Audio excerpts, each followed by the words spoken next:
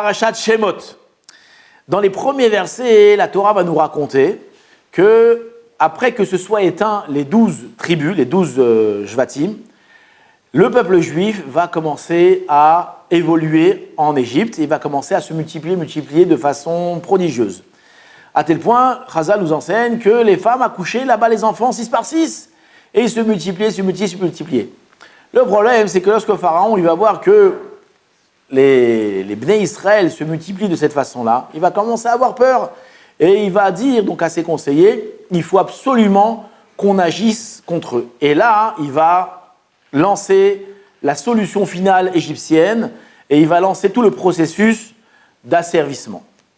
Maintenant, il y a un verset qui est très intéressant, à savoir le verset chapitre 1, verset numéro 10. C'est Pharaon qui exprime, et je vous l'ai rapporté en français, qu'est-ce qu'il nous dit ?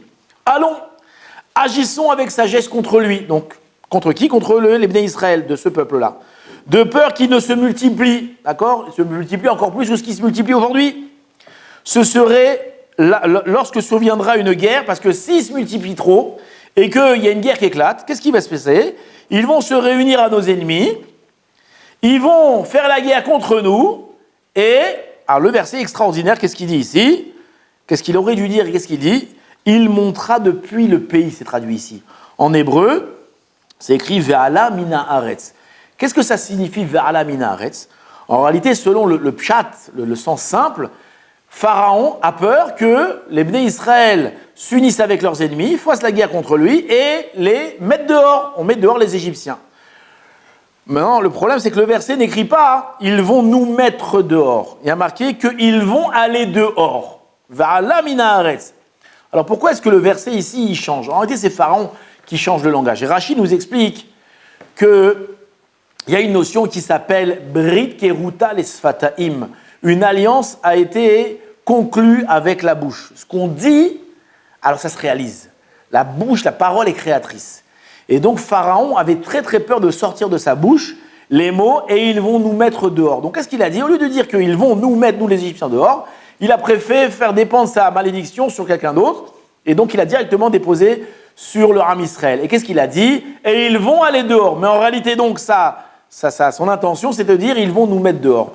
De là, Chazal nous apprennent qu'on doit faire extrêmement attention à tout ce qui sort de notre bouche. D'accord ? Il y a beaucoup d'exemples. On entend très souvent les gens dire « Oh, je suis mort, oh, je vais mourir » pour dire qu'ils sont fatigués. C'est très mauvais de dire ça. Pourquoi ? Parce qu'on est en train de dire des choses négatives avec nos doutes. On va dire qu'on est mort, chas v'shalom, on n'est pas mort. Ou bien autrement, lorsqu'on voit par exemple un enfant qui est en équilibre et qui risque de tomber, alors on a tendance à lui dire « Attention, tu vas tomber !» On ne dit pas une chose pareille. Pourquoi ? Brit keruta lesfataim, une alliance a été faite avec la bouche. Et ça risque de provoquer que réellement il tombe.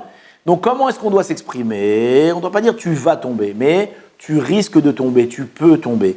Et lorsqu'on est fatigué, plutôt que d'employer des terminologies comme « je suis mort »,« je suis défoncé »,« je suis déchiqueté », alors on peut tout simplement dire « je suis fatigué ». Bezrat Hashem, Hashem Be'ezrenu, Chazak U'Baruch.